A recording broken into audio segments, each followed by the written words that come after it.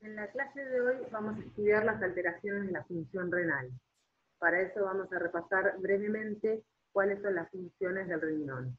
El riñón se encarga de excretar los productos de desecho del metabolismo, de regular el equilibrio del agua y las sales corporales, de la conservación del equilibrio ácido-base y secretar algunas hormonas. El deterioro de la función renal puede ser rápido, como en el caso de la insuficiencia renal aguda, o puede ser prolongado y progresivo, como en el caso de la insuficiencia renal crónica. En el caso de la insuficiencia renal aguda, dependiendo de la causa que origine esa alteración de la función, la podemos clasificar en prerrenal, intrínseca y posrenal. Tanto la pre como la posrenal, si no son tratadas adecuadamente, pueden progresar a una forma intrínseca. Como hay diferentes niveles de insuficiencia y es importante el diagnóstico precoz, se han desarrollado un conjunto de criterios para unificar el mismo. Uno de ellos es el que se denomina RIFLE, que es el que vemos en la tabla, y su nombre está relacionado con las iniciales de los distintos estadios. Este tiene en cuenta la creatinina sérica, que es un producto del metabolismo que se excreta normalmente por riñón y que se encuentra elevado cuando el riñón falla. También se tiene en cuenta la velocidad de filtración glomerular y la diuresis, que es la producción de orina.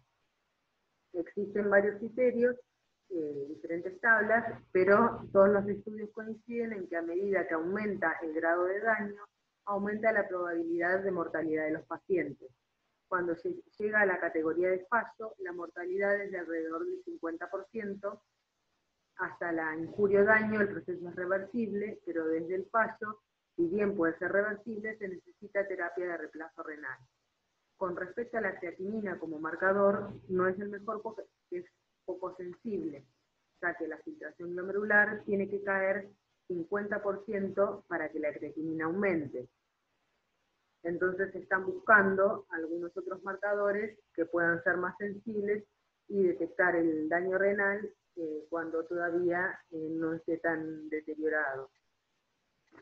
Entonces, para comenzar, vamos a explicar primero la insuficiencia renal aguda prerrenal. Como su nombre lo indica, prerrenal quiere decir que el problema está antes del riñón y tiene que ver con una reducción de la perfusión renal. Es decir, que al riñón no le está llegando la perfusión o la irrigación que necesita para su normal funcionamiento.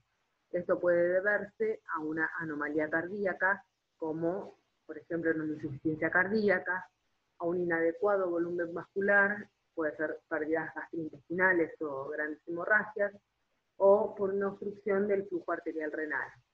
En este caso, ante la caída de la perfusión renal, se da una respuesta fisiológica normal con activación de mecanismos compensatorios que tienen que ver con una respuesta para tratar de mantener el volumen.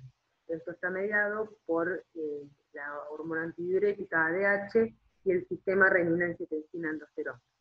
Entonces, esta secreción de hormonas va a producir efectos que se van a reflejar en las características de la orina.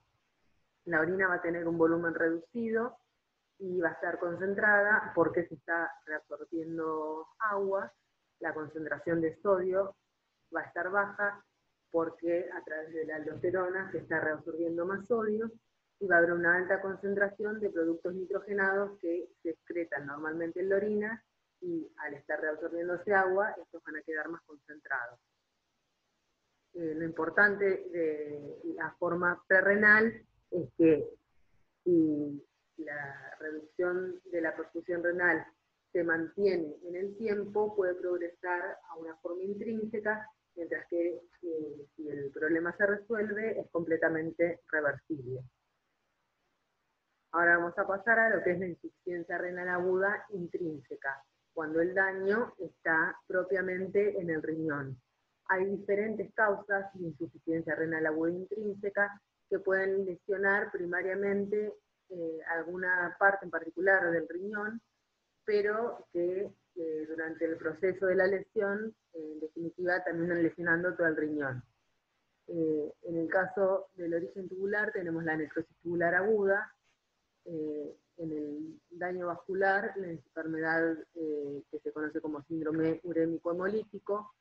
En el caso del daño glomerular tenemos a la glomerulonefritis y al síndrome nefrótico, y en el caso de daño intersticial, la pielonefritis. Vamos a comenzar hablando de la necrosis tubular aguda. La necrosis tubular aguda se caracteriza morfológicamente por la destrucción de las células del epitelio tubular. Como decíamos, el daño inicial está en el túbulo. Y clínicamente por la anulación de la función renal, ya que se da una insuficiencia renal. La necrosis tubular aguda es la causa más frecuente de insuficiencia renal aguda y en principio puede ser reversible. Aparece como consecuencia de una reducción importante del riego sanguíneo a los órganos, como en los estados de shock. Este tipo se llama necrosis tubular aguda isquémica.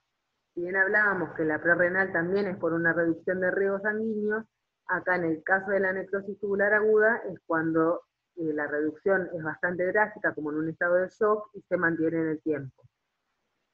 El segundo tipo de necrosis tubular aguda, llamada nefrotóxica, es causada por muchos fármacos y algunos medios de contraste radiológico. La isquemia produce numerosas alteraciones estructurales y funcionales en las células epiteliales. Los cambios estructurales son los propios de una lesión reversible, como hinchazón celular, pérdida del borde en cepillo, pérdida de polaridad y desprendimiento de células, y también los que se asocian a lesiones destructivas como necrosis y apoptosis. La pérdida de polaridad, debido a la redistribución de las proteínas de membrana como los transportadores, lleva un transporte anormal de iones. De esta forma va a llegar más sodio al túbulo distal y por el mecanismo túbulo-glomerular se produce vasoconstricción en la arteriola aferente, lo cual disminuye la velocidad de filtración glomerular. Con el tiempo, las células lesionadas desprendidas producen obstrucción de la luz tubular, aumento de la presión intratubular y descenso de la velocidad de filtración glomerular. El descenso del flujo favorece la formación de unas estructuras que se llaman cilindros, que están formadas por proteínas y células que usan el túbulo como molde y luego se desprenden y aparecen en orina y se pueden ver al microscopio como estructuras cilíndricas. El líquido de los túbulos lesionados puede escapar y filtrarse en el intersticio, lo que provoca también un aumento de la presión intersticial y el colapso de los túbulos. La lesión renal isquémica se caracteriza también por alteraciones hemodinámicas que producen reducción de la velocidad de filtración glomerular. La principal es la vasoconstricción intrarrenal, que da lugar a disminución del flujo plasmático glomerular y menor aporte de oxígeno a la médula renal. Están implicados en esto varios mecanismos, como el sistema renina-angiotensina, la liberación de endotelina por lesión endotelial y menor producción de óxido nítrico. El carácter disperso de la necrosis tubular y el mantenimiento de la integridad de la membrana basal en muchos segmentos tubulares facilitan la reparación de los focos necróticos y la recuperación funcional si la causa precipitante desaparece. Esa recuperación depende de que las células afectadas por lesiones reversibles conserven suficiente capacidad para proliferar y diferenciarse y luego dar origen a las nuevas células que van a llevar a la normalización de la función renal. En cuanto a la evolución clínica, esta es muy variable, pero pueden distinguirse diferentes fases. Hay una fase inicial que dura unas 36 horas, en el caso de la forma isquémica, con un descenso de la diuresis y aumento de urea y creatinina. Luego viene la fase oligúrica, en donde, como dice el nombre, hay oliguria, la producción de orina es entre 40 y 400 mililitros por día, con retención de agua y sal y elevación de urea y creatinina. Se caracteriza porque hay hiperpotasemia y acidosis metabólica. Manteniendo el equilibrio del agua y los electrolitos, acudiendo a la diálisis, el paciente puede superar esta crisis oligúrica, para luego pasar a la fase diurética. En la fase diurética hay un aumento constante de la diuresis que puede llegar hasta la producción de 3 litros de orina por día. Esto ocurre porque la velocidad de filtración glomerular comenzó a normalizarse, pero los túbulos aún siguen lesionados y el proceso de reabsorción tubular no ocurre normalmente, por lo que se pierden grandes cantidades de agua, sodio y potasio. El problema clínico en este momento es la hipopotasemia, y es lo que hay que vigilar para que el paciente no muera en este estadio. Luego viene la fase de recuperación, que es cuando finalmente se recupera la función tubular y mejora la concentración de la orina. Al mismo tiempo, la urea y la creatinina comienzan a normalizarse. El pronóstico de la necrosis tubular aguda depende de las circunstancias clínicas que rodean su aparición, es decir, de la patología de base que llevó a esta alteración de la función renal. Y el 95% de los pacientes que no mueren por el agente causal desencadenante tienen la posibilidad de recuperarse. En este caso, la composición de la orina se dice que tiende a la del plasma.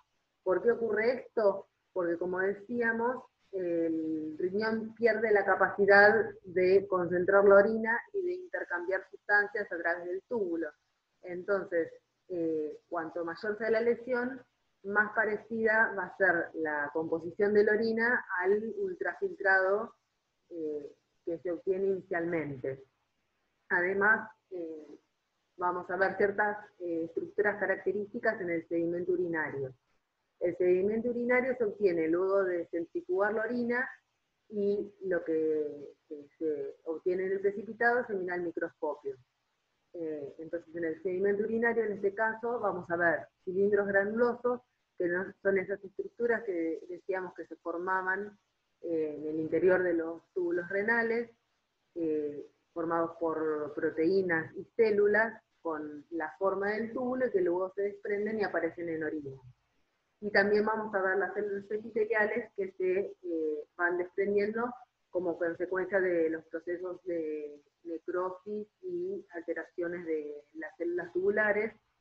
Estas estructuras no aparecen en una orina de una persona sana, por lo cual la presencia de estas estructuras en el sedimento urinario indica que está activo este proceso de necrosis tubular. Para distinguir si la insuficiencia renal está en una fase prerrenal o en una fase intrínseca, se pueden tener en cuenta algunos de estos parámetros. Recordemos que en la insuficiencia renal aguda prerrenal hay una disminución de perfusión, pero el riñón puede poner en marcha los mecanismos compensatorios para tratar de concentrar la orina y retener el sodio. Entonces, la concentración de sodio en orina en la insuficiencia renal aguda prerrenal va a ser baja, porque a través de la aldosterona se va a estar reabsorbiendo. En cambio, en la insuficiencia renal aguda intrínseca, la concentración de sodio en orina va a ser más alta, porque los túbulos son incapaces de reabsorberla porque están lesionados. Y otro parámetro que se evalúa es la capacidad de concentración, que se puede evaluar midiendo la relación de urea en orina, urea en plasma, o la relación de osmolaridad en orina, osmolaridad en plasma, recordando que la insuficiencia renal aguda prerrenal se absorbe agua, entonces la orina va a estar concentrada tanto en urea y va a tener una alta osmolaridad, y en cambio la intrínseca, al no estar funcionando correctamente la función de concentración, la osmolaridad va a ser más baja que lo normal. Por último, vamos a ver la otra causa de alteración de la función renal, que es la insuficiencia renal aguda posrenal, que, como el nombre lo indica, el problema está después del riñón y tiene que ver con una obstrucción en el flujo de orina, ya sea a nivel de los uréteres o una obstrucción vesical. Cuando hay una obstrucción, la filtración glomerular persiste durante algún tiempo, aún con obstrucción completa, y el filtrado difunde de manera retrógrada al interior del intersticio renal, desde donde regresa a los sistemas linfático y venoso. La característica de este tipo de insuficiencia renal es que los cálices y las pelvis afectados se dilatan debido a la filtración continua. Los trastornos funcionales iniciales son en gran medida tubulares y se manifiestan por deficiencia en la capacidad de concentración. La velocidad de filtración glomerular disminuye en etapas tardías, Si es unilateral, suele ser asintomático, y si la obstrucción se mantiene, ocurre una fibrosis intersticial que lo transforma en un proceso irreversible. En la figura se ven algunas de las causas que pueden producir obstrucciones a distintos niveles en el tracto urinario, y en la foto se ve, como decíamos recién, que en el caso de la insuficiencia renal aguda postrenal aparece una dilatación muy importante en los cálices y en la pelvis. Entonces, con esto terminamos de ver las 3 causas de insuficiencia renal aguda.